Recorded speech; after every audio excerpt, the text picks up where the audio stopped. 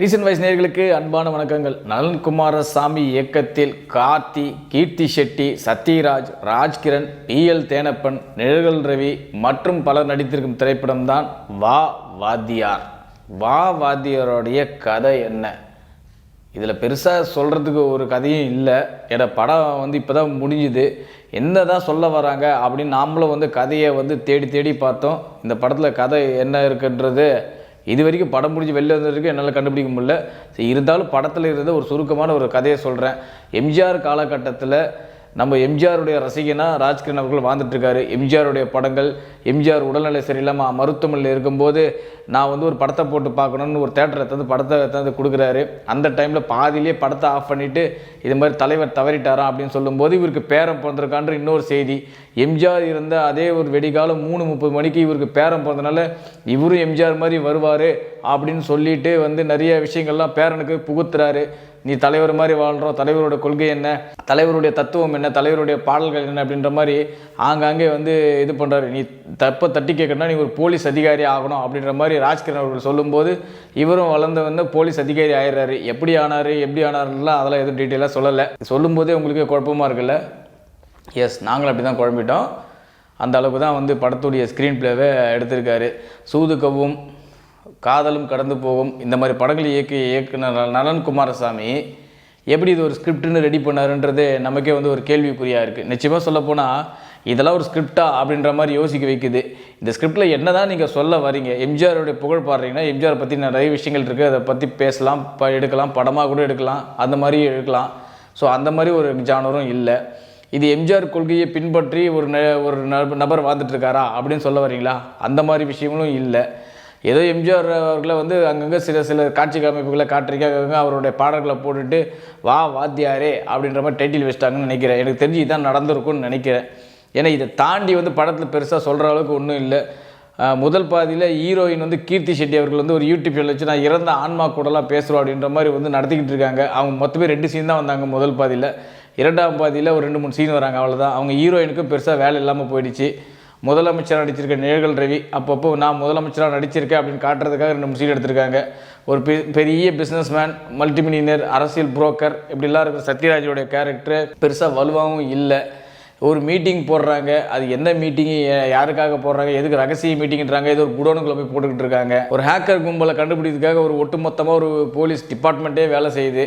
ஆனால் போலீஸ் டிபார்ட்மெண்ட்டே வேலை செஞ்சாலும் கார்த்தி அவர்கள் தான் ஐடியா கொடுக்குறாரு. சரி, இதெல்லாம் ஒரு பக்கம் இருக்க, ஒரு கட்டத்தில் போலீஸ் அதிகாரிகள்கிட்ட இருந்தே ஒரு கேங்கை காப்பாற்றுற மாதிரி கார்த்தி அவர்களே போலீஸாக இருந்து கொண்டு அவரே அந்த கேங்கிட்ட காப்பாற்றுறாரு. இதெல்லாம் என்ன மோட்டிவ், எதுக்காக இந்த மாதிரிலாம் ஸ்க்ரீன் பிளே வடிவமைச்சிருக்காங்க அப்படின்றதெல்லாம் நமக்கே புரியாத புதிராக இருக்குது. இதை ஸ்க்ரீன் பிளேவாக வடிவமைத்த விதத்தில் நலன் குமாரசாமி சற்று கோட்டை விட்டார்லாம் சொல்ல முடியாது, மொத்தமாக கோட்டை விட்டார் அப்படின்னே சொல்லலாம். ஏன்னா எப்பயும் ஒரு படத்துடைய முதல் பாதி விறுவிறுப்பாக தான் மக்களுக்கே 2ஆம் பாதி பார்க்கறதுக்கு ரொம்ப ஆர்வம் தூண்டும். ஏன்னா நம்ம கூட தேட்டரில் உட்காந்து படம் பார்த்தவங்க எல்லாருமே என்ன சொல்கிறாங்கன்னா, என்ன தான் சொல்ல வராங்க அப்படின்ற மாதிரி கேட்குறாங்க. படம் பார்த்த அனைவருமே இப்போ நீங்கள் என்ன சொல்ல வரீங்க இந்த படத்தின் மூலமாக எனக்கு புரியலைங்க, எங்களுக்கே புரியலைங்க அப்படின்ற மாதிரி தான் சொல்ல வராங்க. ஃபஸ்ட் ஹாஃப் முடிஞ்சேன்னொடனே ஒழுங்காக அந்த படத்துக்கே போயிருக்கலாமோ அப்படின்ற மாதிரிலாம் யோசிக்க வைக்கிறாங்க. ஒரு சிலர் தான் ஜனநாயகனே ரிலீஸ் பண்ணிக்கலாம் போலவே அப்படின்ற மாதிரிலாம் பல பேர் யோசிக்கிறாங்க. அந்த லட்சத்துக்கு கொண்டு வந்தாங்க. ஒட்டுமொத்தமாக இந்த பொங்கலுக்கு வா வாத்தியார் நீ வராமல் இருந்தாலே நல்லது அப்படின்ற மாதிரி சொல்ல வச்சது ஆடியன்ஸை. சரி, இதில் படத்தில் என்னதான் பெரிய ப்ளஸ் அப்படின்னு கேட்டிங்கன்னா, வழக்கமாக நம்ம நலன் குமாரசாமி படத்துக்கு சந்தோஷ் நாராயணோட இசை கொடுத்துருப்பாரு.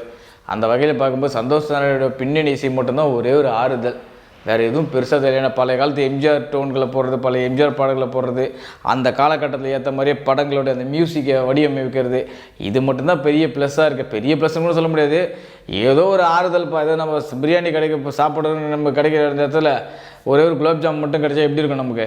அந்த மாதிரி தான் இது. ஏதோ பிரியாணி சாப்பிடணும் போய் நினச்சோம், ஆனால் கடைசியில் பார்த்தா எதுவுமே இல்லைப்பா, காலி ஆயிடுச்சுப்பா, ஒரு குலாப் ஜாமுன் மட்டும் தான்ப்பா தட்டில் இருக்குன்னு சொல்லி எடுத்து கொடுத்தா எப்படி இருக்கும்? ஏதோ வந்த வரைக்கும் லாபம் அப்படின்னு சொல்லுவோம் பார்த்தீங்களா, அந்த மாதிரி தான் இருக்குது இந்த படத்துடைய இசை கூட. அவ்வளோதான் நம்ம சொல்ல போனால் இதில் பெரிய ப்ளஸ்ஸே அவ்வளோதான். கார்த்தி வழக்கமாக நல்ல நல்ல படங்கள் கொடுத்த ஒரு உங்களுக்கு தெரியும், சர்தாராக இருக்கட்டும், ஒரு கடைக்குட்டி சிங்கர் மாதிரி நல்லா அவருடைய ஆக்டிங் ஸ்கில்லை மெயின்டைன் பண்ணுறதுக்கு நிறைய விஷயங்கள் ஒரு படத்தில் கொடுப்பாரு. அவர் நல்லாவே நடிக்கக்கூடிய ஒரு நடிகர் தான். எம்ஜிஆருடைய பாணியில் அவருக்கு சுத்தமாக வரல. எம்ஜிஆருடைய ஸ்டைலோ இல்லை எம்ஜிஆருடைய அந்த மேனரிசமோ, அந்த எம்ஜிஆர் மாதிரி அப்படி கை காட்டுறது, இதெல்லாம் ஒன்றுமே சுத்தமாக அவருக்கு வரவே இல்லை. உண்மை சொல்லப்போனால் இதை ஒரே ஆறுதல் என்னென்னா, ராஜ்கிரண் இறந்தப்போ ஆனந்த்ராஜ் வந்து அந்த பாடியை பார்க்க வருவார். அப்போ ஒரு எம்ஜிஆர் பாட்டு ஓட, அப்போ அந்த ஆனந்த்ராஜோடைய அந்த ஆக்டிங் மட்டும்தான் எனக்கு தெரிஞ்சு இந்த படத்துலேயே எம்ஜிஆர் சாயலில் வந்த எம்ஜிஆர் வந்து கரெக்டாக அந்த ஆக்டிங் ஸ்கில்லை கொடுத்த ஒரே ஒரு விஷயம் என்னன்னா, இந்த படத்தில் ஆனந்த்ராஜ் மட்டும் அந்த ஒரு சீன் மட்டும் நல்லா பண்ணியிருப்பார். அடிக்கடி குதிரையில் வருவார் ஆனந்த்ராஜ். இவ்வளோ தான் இந்த படத்தில் இருக்கே தவிர, இதை என்ன நம்ம பெருசாக சொல்ல போகிறோம், வா வாத்தியாருன்னு டைட்டில் வச்சுக்கிட்டு என்ன சொல்ல வரீங்கன்றத நீங்கள் வந்து படம் பார்த்தீங்கன்னு வச்சுங்களேன், தயவுசெய்து நீங்கள் கூட எனக்கு சொல்லலாம். இந்த கீழே கமெண்ட்டில் கூட போடுங்க, சார் இதான் சார் கதை, இந்த படத்துடைய கதை இதான் சார் சொல்ல வராங்க, ஃபஸ்ட் ஹாஃப் முழுக்க இதான் சார் கதை, இரண்டாம் பாதி முழுக்க இதான் சார் கதை அப்படின்னு நீங்களே கூட தயவுசெய்து கமெண்ட்டில் போடுங்க. ஏன்னா எனக்கு மட்டும் இல்லைங்க, படம் பார்த்த எவனுக்குமே இது கடைசி வரைக்கும் இது என்ன தான் இப்போ கதை அப்படின்ற மாதிரி, என்ன தான் படம் அப்படின்ற மாதிரி சொல்ல வச்சுட்டாங்க. அந்த அளவுக்கு எடுத்து வச்சுருக்காங்க. ஹீரோயினே டம்மி பண்ணிட்டாங்க, சைடு ஆக்டர்ஸை டம்மி பண்ணிட்டாங்க. ஏன் பொண்ணு சொல்லப்போனால் படத்தில் ஹீரோவுக்கே பெருசாக வேலை இல்லை. ராஜ்கிரண் கேரக்டரை இப்போ ஒரு மணி நேரத்தில் காலி பண்ணிட்டாங்க.